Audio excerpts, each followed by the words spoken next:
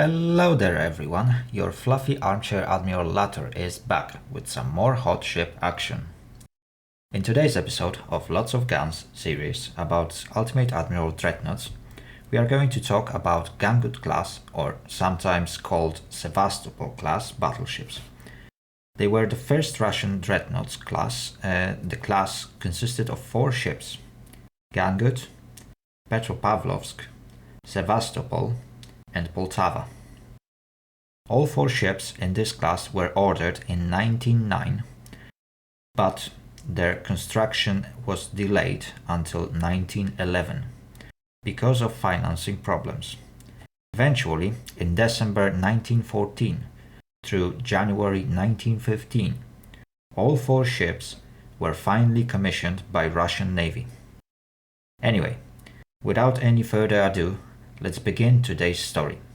But before we do, I'd like to warn you that there will be a lot of Russian names in this video and I will most likely butcher most of them, so I apologize in advance. Let's now construct our Gungood class battleship. As you can see, those will be our battle settings, so take note of that. We need to start in 1914 in order to have triple towers. Right, we will select appropriate hull, which is Dreadnought 1 in this case. We need to drop maximum displacement to 25,000 tons. Speed will be set at 24 knots, range will be set at short, and bulkheads at few. We use steam turbines, semi-oil fuel, and induced boilers. We don't select any auxiliary engine. We can put shaft 1 into our build. When it comes to armor, we're gonna use crab cemented armor. Barbette 1, no torpedo belt. However, we're gonna equip double bottom. We are also going to take reinforced bulkheads, along with Citadel 3. When it comes to armament, we're gonna use heavy shells, reduced amount of torpedoes, and tube powder, along with 18-inch torpedoes and electro-hydraulic turrets. From additional equipment, I am just going to take stereoscopic rangefinder 3. When it comes to armor values, we are going to set them as they were historically in 1914, according to information I managed to dig up. So don't blame me for any discrepancies between that and information you might find. Anyway, according to my sources, belt armor was 8.9 inch thick. Belt extended would be 4.9 in this case. Deck will be set at 2 inch in the thickest point. In the weakest point, it will go down to 0.5 inch. Conning tower was protected by 10 inch of armor, while turret faces were 8 inch thick, with turret top being 3.9 inch thick. Secondaries, or in this case casemates faces, were 3 inch thick. And that is it when it comes to basic equipment that we need to take with our ship. We can always name it appropriately. There we go. And now it's time to put our towers and build our ship in general. So we are going to select Advanced Tower 2. As for secondary tower, we are going for rear tower 4. We're gonna use first and last slot for that, or first and last snapping point. When it comes to funnels, we are going to use 2 different funnels. First one will be large funnel, and this one goes right behind front tower. We just need to turn it by 90 degrees in order to fit all the parts. Another funnel that we are going to use is Enhanced Funnel Large, and this one goes exactly 6 spaces behind our first funnel, and it is also turned by 90 degrees. So that is basically setup of our ship. All that we need to do now is to put on the armament. So we are going to use 12-inch triple barrel guns, same as they were historically used. And starting from the first tower, we need to push it as close to the front tower as possible in order to keep balance of our ship. Second tower goes right behind first funnel, between the second funnel, as close to the second funnel as this is possible. So you need to find your spacing. Same goes to third tower. It goes right behind second tower and as close to middle funnel as possible. When it comes to third tower, it goes behind the rear tower as far as this is possible, while keeping in mind that it can't be furthest away, because this tower originally was not able to turn by 360 degrees radius. So you need to push it as far from the rear tower as possible, while keeping in mind that this tower needs to have this limitation. So if the game releases you from that limitation by showing you that green that green bar area, that means that you are going too far and you need to push the tower forwards by one tick using that shift movement. Anyway, let's carry on. The last thing that we need to put, well, the last two things that we need to put are secondary guns or casemate guns. Those are 5-inch, and they are filling all the casemate spaces that we actually have, because that's why we've selected 25,000 tons of displacement, to have enough of those casemates to fill in the guns. And finally, we need to put underwater torpedo launchers, 4 of them to be exact. We've already set them up as they are supposed to be, and that's pretty much our Sevastopol build, or in this case Gangut class battleship. There were 4 of them, and we are going to take 4 of them for a spin. So sit down, relax, and enjoy.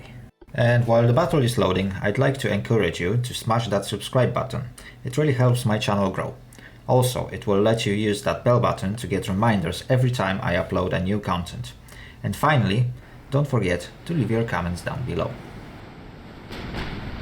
Let's now talk a bit about history of those ships. After the Russo-Japanese War, Navy had a lot of work to review and take their painful lesson. Multiple losses against Japanese fleet had shown that leadership, tactics, and ship designs needs to change.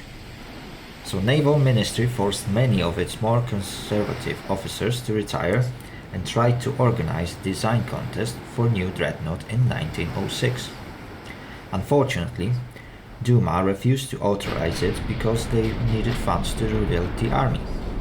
In December 1907, however, in order to calm public outcry regarding contract with Vickers Limited, Naval Ministry has announced international design contest. By the deadline in March 1908, over 50 projects were submitted. The winner was a design submitted by German firm Blom and Voss. But because the French protested that they don't want to see any money that Russia borrowed from them going into German pockets, the contract was eventually handed to Baltic Works, who was a runner-up. Russians didn't believe in advantages offered by super-firing turrets. They decided to design their dreadnoughts to have linear arrangement of turrets distributed over entire length of the ship. It reduced the stress on the end of the ship, improved stability because there were no raised turrets in their car beds, and improved survivability by separating the magazines. However, Such design also had several disadvantages.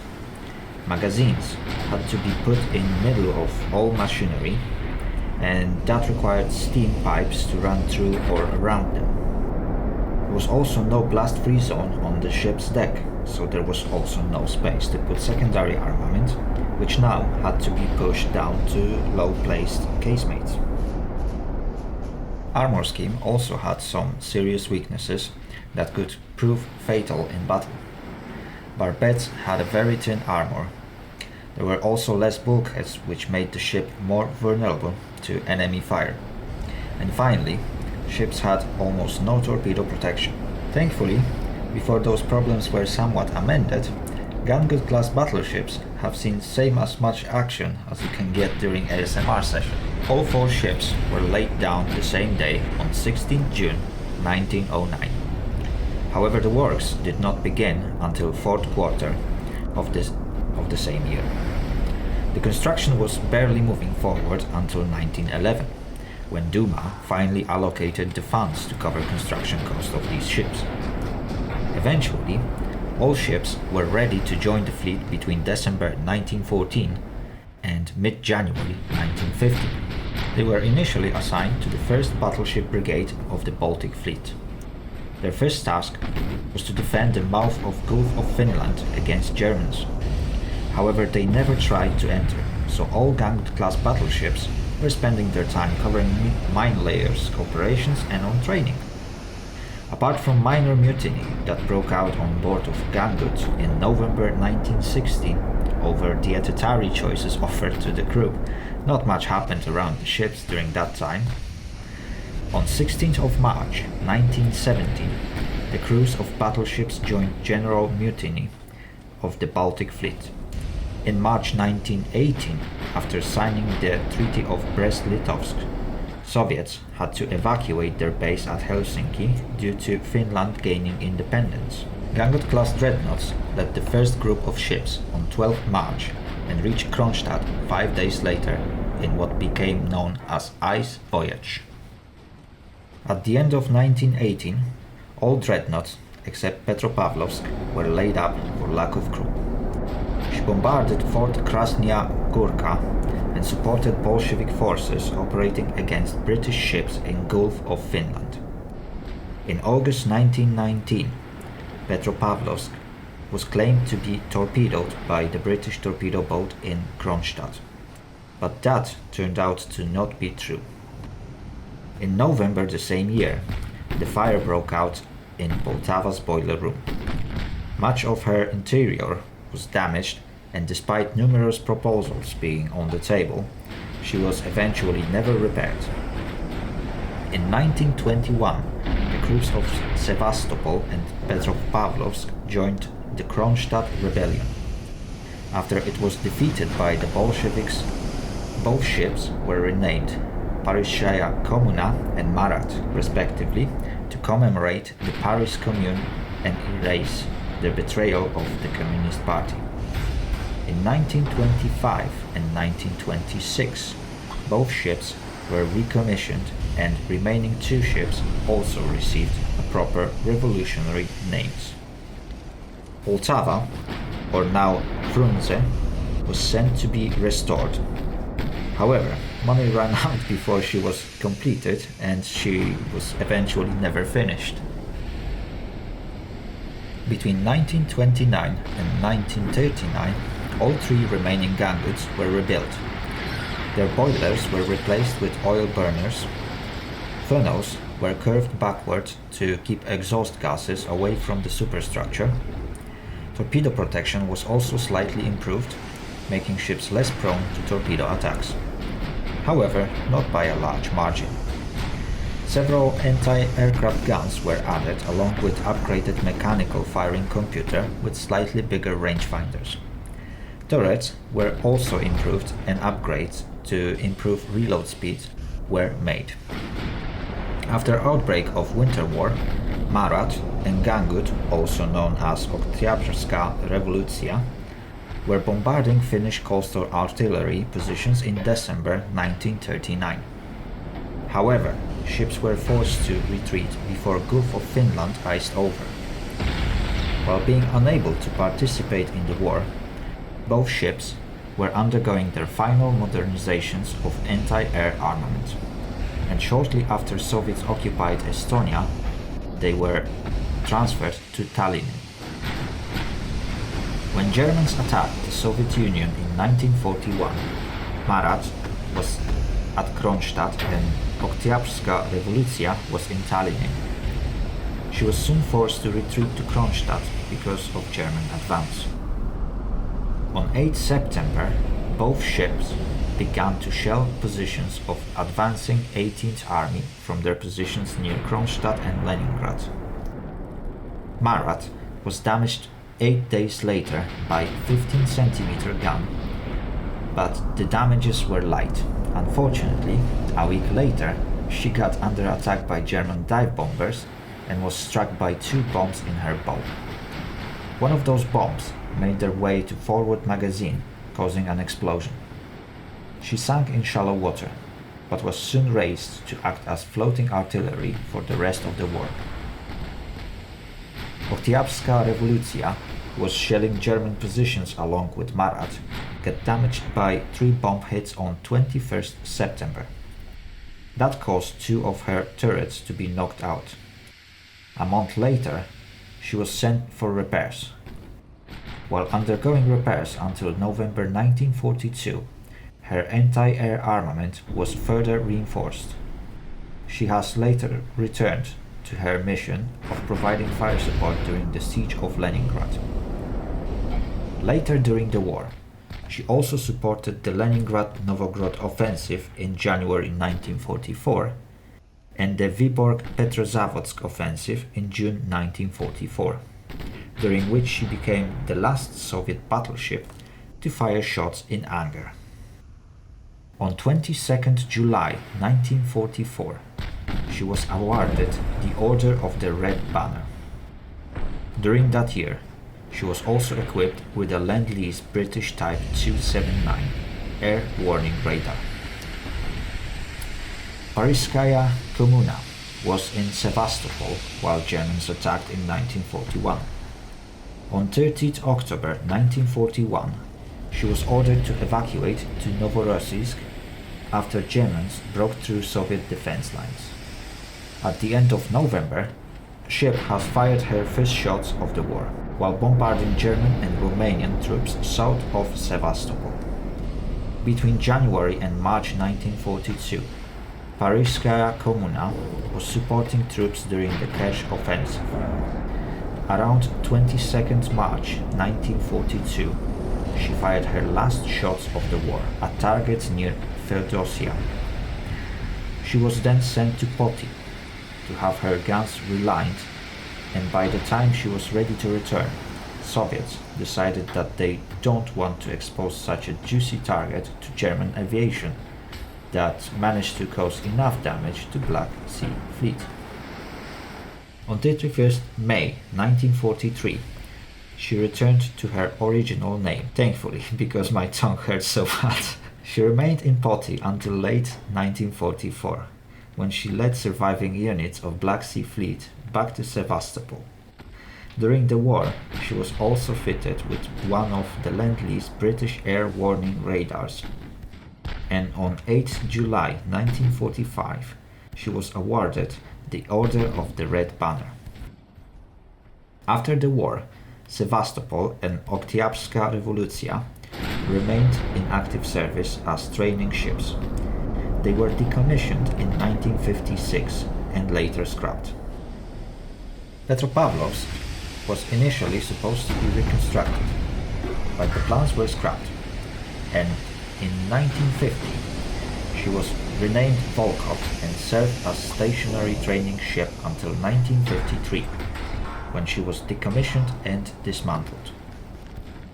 As for Frunze, 2 of her turrets were used to rebuild Coast Defense Battery 30 in Sevastopol. It remained in service with the Soviet Navy through 1997. And that's it for today's episode.